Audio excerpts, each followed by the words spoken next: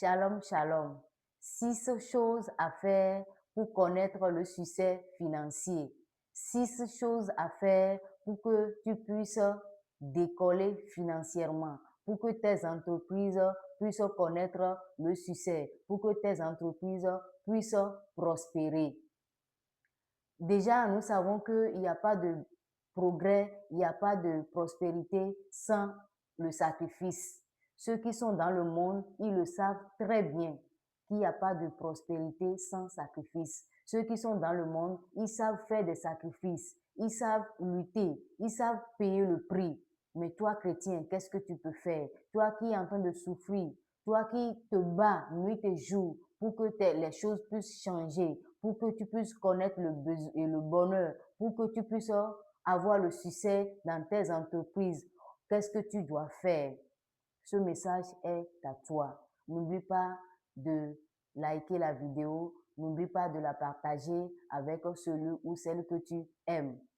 La toute première chose que le chrétien doit faire pour pouvoir être béni, pour pouvoir connaître le succès financier. Josué 1, verset 8. Lisons. Que ce livre de la loi ne s'éloigne point de ta bouche. Médite-le nuit et jour pour agir fidèlement selon tout ce qui est écrit. Car c'est alors que tu auras du succès dans tes entreprises. C'est alors que tu réussiras. Bien-aimé, la toute première chose à faire, c'est de lire la parole nuit et jour. Et qu'est-ce que ça veut dire? Beaucoup de personnes vont me poser la question, comment je peux être en train de lire la parole le matin et le soir, matin, la nuit? Bien-aimé, la Bible est en train de dire seulement, Dieu est en train de dire seulement, il faut garder la parole de Dieu à l'esprit et dans ta bouche. Tu dois savoir proclamer la parole de Dieu. Tu dois savoir proclamer des bonnes choses sur ta vie. Et tu dois garder la parole de Dieu dans ton esprit, dans ton cœur. Et tu dois chercher à agir fidèlement à ce qui est écrit, à la loi de Dieu. Tu dois chercher à vivre selon Dieu. C'est ce que Dieu demande. Tu dois connaître la parole. Tu dois méditer la parole. Quand on parle de méditer, on n'a pas besoin de prendre avec soi la Bible ou bien de lire tous les jours. La parole que tu as déjà à ton esprit ou dans ton cœur, tu peux être en train de la méditer. Le Saint-Esprit peut être en train de t'enseigner. C'est ce que Dieu est en train de dire. Et ainsi faisant, tu vas connaître le succès. Ainsi faisant, tu vas laisser le Saint-Esprit te guider. Le Saint-Esprit, lui seul, connaît des astuces, ce qu'il faut faire. Chaque jour, il sera en train de te parler. Dieu a dit quoi? Je sais des projets que j'ai formés sur vous, projets de paix et non de malheur. Seul le Saint-Esprit peut guider tes pas. Seul le Saint-Esprit peut te montrer la voie à suivre. Seul le Saint-Esprit peut te dire, aujourd'hui fais ci, fais ça. N'ouvre pas ta porte à cette personne. C'est le Saint-Esprit seul qui peut te donner des instructions. Donc, c'est très important de méditer la parole de Dieu. C'est très important de chercher à marcher selon la parole de Dieu. Amen. Nous devons chercher à plaire à Dieu chaque jour. Nous devons chercher à plaire à Dieu dans nos actes, dans nos actions, dans nos allées, dans nos retours. Nous devons chercher à plaire à Dieu. Nous devons chercher à faire la volonté de Dieu. Nous devons chercher à marcher selon la parole de Dieu. Ça, c'est le premier point. Ça, c'est le premier point pour pouvoir connaître le succès. Ça, c'est le premier sacrifice. Où est le sacrifice dans tout ça? Tu laisses ta volonté de côté. Tu laisses ce que tu aimes de côté et tu cherches la justice de Dieu. Matthieu, dans le livre de Matthieu, il est dit, cherchez premièrement le royaume des cieux et sa justice, et tout ce qui reste vous sera donné. Mettre Dieu en première position. Bien-aimé, il faut essayer. Amen. La deuxième chose à faire, obéir à Dieu. Deutéronome 28, verset 1er jusqu'au 13e verset. La Bible dit quoi? Si tu obéis à la voix de l'Éternel ton Dieu, en observant et en mettant en pratique tous ces commandements que je te prescris aujourd'hui, l'Éternel, ton Dieu, te donnera la supériorité sur toutes les nations de la terre. Voici, tu seras béni. Alléluia. Il faut chercher à obéir à Dieu. L'obéissance vaut mieux que le sacrifice. Bien-aimé, il faut chercher à obéir à Dieu. Il faut chercher à faire la volonté de Dieu.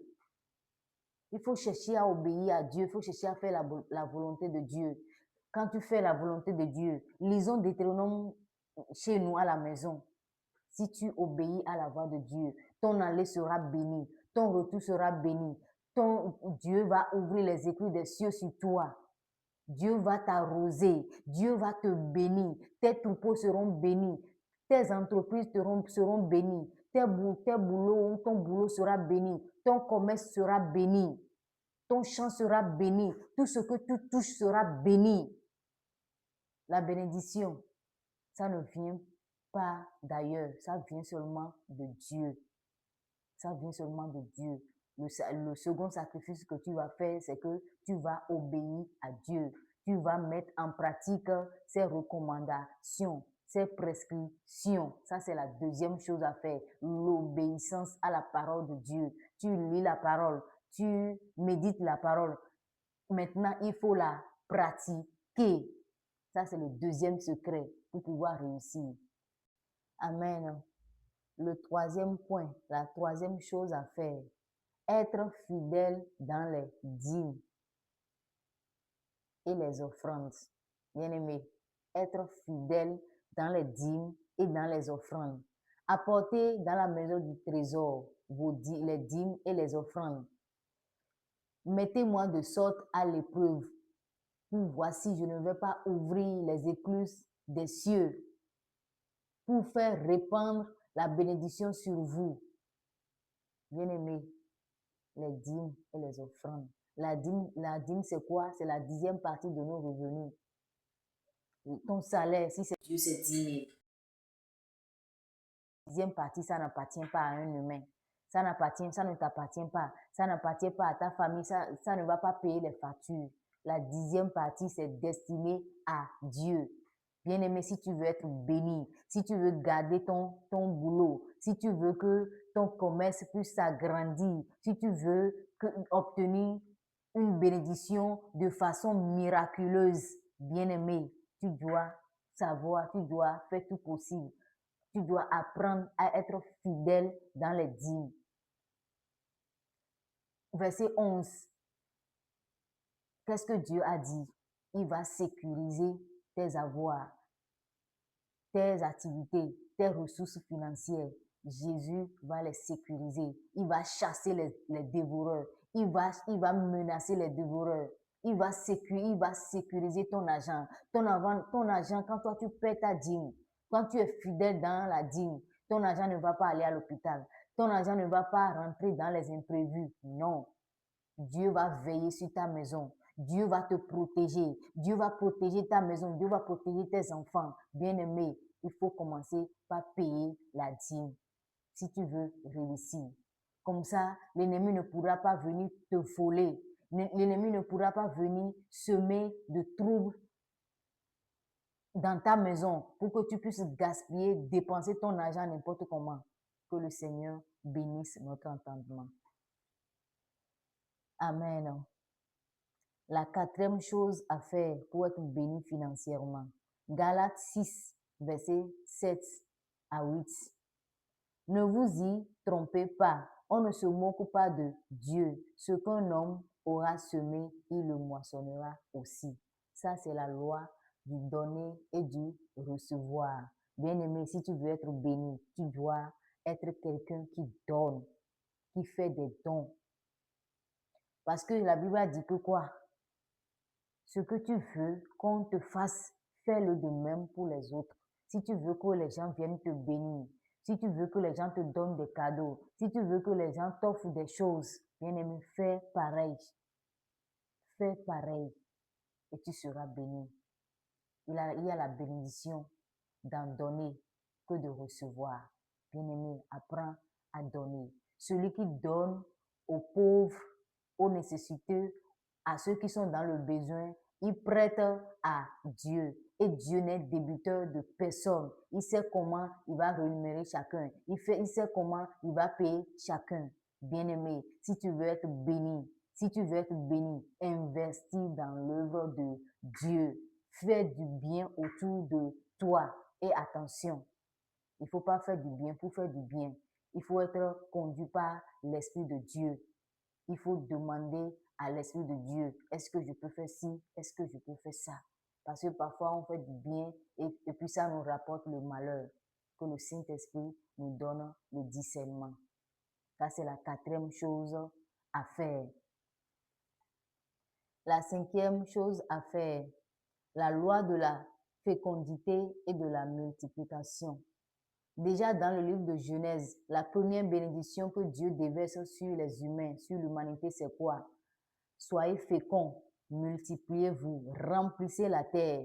Bien-aimés, ça ne concerne pas seulement l'enfantement, avoir d'enfants, se multiplier, avoir beaucoup d'enfants, non. La loi de la fécondité. Bien-aimé, quand tu as un projet en ton sein, quand tu as envie de démarrer quelque chose, quand tu as envie de commencer un business ou quelque chose et que ça ne s'est pas encore réalisé, c'est que tu es enceinte et tu dois accoucher. Tu dois accoucher. Quand tu es seul et tu as envie d'avoir une boutique de friperie, ça veut dire que tu es enceinte, tu es seul. Mais quand tu accouches comme ça, quand Dieu te fait grâce et que tu as la boutique, ça veut dire que tu es fécond. Tu es fécond et tu t'es multiplié. Quand tu as seulement une boutique et Dieu te fait grâce et tu crées une seconde activité, tu t'es multiplié. Tu es fécond. Alors, bien-aimé, il faut aller devant Dieu, surtout à l'aube. Seigneur, tu m'as promis ci. Seigneur, tu m'as promis ça. Seigneur, je suis la tête, je ne suis pas la queue. Seigneur, tu sais des projets que tu as formulés sur moi. Il faut savoir déclarer les bonnes paroles sur sa vie le matin. Aucun malheur ne m'arrivera. Aucun fléau ne va toucher ma maison. Je suis béni. Mon allée est bénie. Quand toi, tu veux aller au boulot, quand toi, tu veux aller à la boutique, quand toi, tu veux sortir de chez toi le matin, il faut savoir prononcer des paroles de bénédiction sur ta vie.